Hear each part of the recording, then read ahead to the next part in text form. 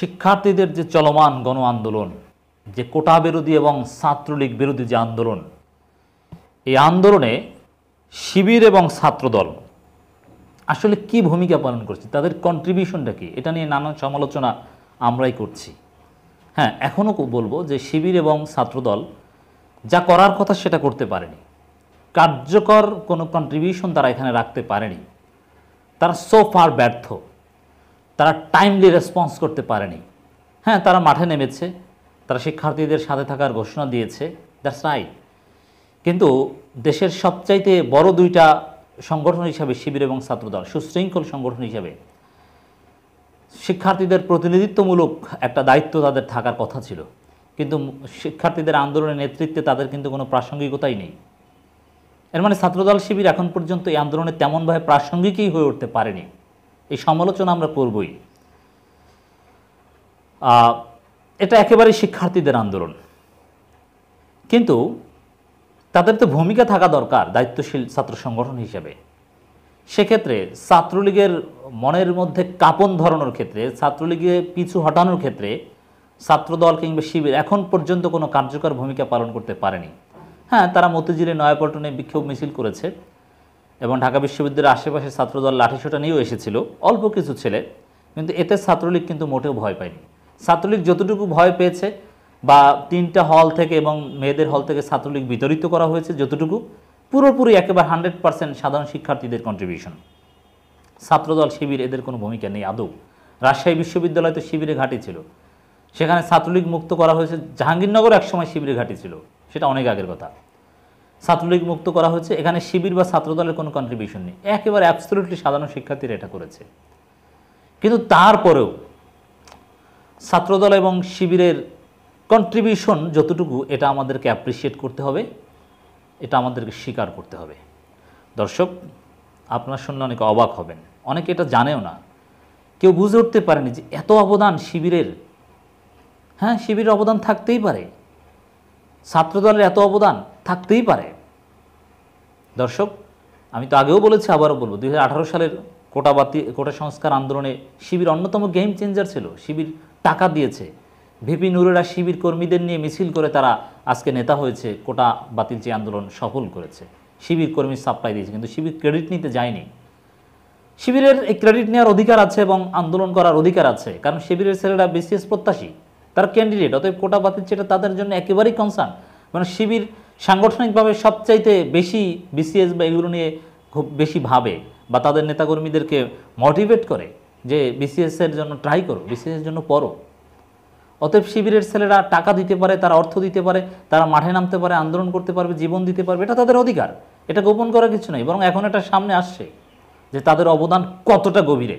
ছাত্রদল same, তারা BCS দিবে, এটা তাদের অধিকার। তো দর্শক, এই যে এবারে আন্দোলন কিন্তু অনেকাংশে সফল, আমরা বলি, এটা অনেকবার বলেছি। তো এই যে পর্যায়ে আন্দোলন এসেছে, সরকারের মসনদে কাঁপন ধরিয়েছে কয়েকটা মৃত্যু, কয়েকটা লাশ।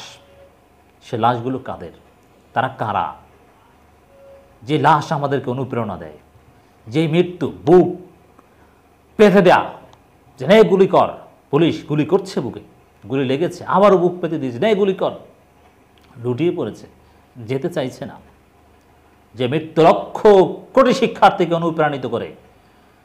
সেই তিউনিশিয়ার কথা স্মরণ করতে চাই, একজনের মৃত্যু অনেক দীর্ঘদিনের ফ্যাসিবাদের পতন ঘটিয়েছিল।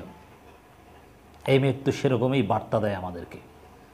এখন এটা কাদের মৃত্যু, কোন লাশ জনগণকে, জাতিকে ঐক্যবদ্ধ করেছে, জাতিকে অনুপ্রাণিত করে, জাতির স্পিরিট বাড়িয়ে দিয়েছে, সরকারের প্রতি তীব্র ক্ষোভ ঘৃণার জন্ম দিয়েছে, আওয়ামী লীগকে জনবিচ্ছিন্ন করেছে, কোন লাশ, কোন মৃত্যু, একটু আপনাদের সাথে পরিচয় করিয়ে দিতে চাই। আবু সাঈদ আমাদেরকে বেশি আলোড়িত করেছে, এগুলো নিয়ে কথা বলা উচিত, এক একজনের আত্মত্যাগ নিয়ে আমাদের আলাদাভাবে কথা বলা উচিত। আবু সাঈদ, বেগম রোকেয়ার, সেই আবু সাঈদ, তার একটা পোস্ট 14 আগস্ট 2023 সালের, ইন্না লিল্লাহি ওয়া ইন্না ইলাইহি রাজিউন, আল্লাহ তাআলা মাওলানা দেলোয়ার হোসেন সাঈদী হুজুরকে জান্নাতুল ফেরদাউসের মেহমান হিসেবে কবুল করুন। এর মানে এই আন্দোলনে অনেক সাধারণ শিক্ষার্থী আছে, এই আন্দোলনে অনেক প্রগতিশীল শিক্ষার্থীও আছে, তারা মাওলানা সাঈদীর জন্য দোয়া করবে, তার জন্য শোক জানাবে, তারা এই ফিলোসফিতে বিশ্বাস করে না। কিন্তু যিনি জীবন দিয়েছেন, যার জীবন আন্দোলনের বিজয়ের ভিত্তি রচনা করেছে বা করবে বলে আমরা বিশ্বাস করি, সে আবু সাঈদ কিন্তু মাওলানা সাঈদীর ভক্ত। বুঝতে পেরেছেন? এরপরে চট্টগ্রামের যেই ছেলেটা, খুব অল্প বয়সী তরুণ একটা ছেলে, ফয়সাল আহমেদ শান্ত, যেই ছেলের মৃত্যু আমাদেরকে বেশি কাঁদিয়েছে। ফয়সাল আহমেদ শান্ত শিবির কর্মী, আমাকে ফেসবুক ফ্রেন্ড রিকোয়েস্ট পাঠিয়েছে, কিন্তু আমি দুঃখিত যে আমি অ্যাকসেপ্ট করতে পারিনি, আমি বুঝিনি। আমি গর্বিত যে ফয়সাল আহমেদ শান্ত আমাকে ফ্রেন্ড রিকোয়েস্ট পাঠিয়েছিল, কিন্তু আমি অ্যাকসেপ্ট করতে পারিনি। শিবির কর্মী। অতএব যেই মৃত্যুগুলো এই সরকারের মসনদে এখন পর্যন্ত কাঁপন ধরিয়েছে, তারা কিন্তু জামাত শিবিরের সমর্থক বা শিবির কর্মী, সরাসরি একটা অংশ আমরা পেলাম। এরপরে দর্শক, ওয়াসিম যিনি চট্টগ্রামে নিহত হয়েছেন, সে ওয়াসিমকে ছাত্রদল নেতা, ছাত্রদলের বিভিন্ন প্রোগ্রামে গিয়েছেন, তার মাথায় জাতীয়তাবাদী ছাত্রদলের ব্যানার, পতাকা, তিনি নিহত হয়েছেন, জীবন দিয়েছেন। অতএব একটা আন্দোলনের সবচেয়ে বড় ত্যাগ জীবন দেয়া। সে জীবন দেওয়ার ঘটনাটা কিন্তু বেসিক্যালি শিবির এবং ছাত্রদলের নেতাদের উপর ভিত্তি করে বা কর্মীদের উপরই হয়েছে, তারাই এটা করেছে। অতএব যতই আমরা ছাত্রদল শিবিরের বা শিবির ছাত্রদলের সমালোচনা করি, তাদের অবদানটা কত দূর, তারা কি করেছে, আশা করি আমরা একটু অ্যাপ্রিসিয়েট করতে পারবো।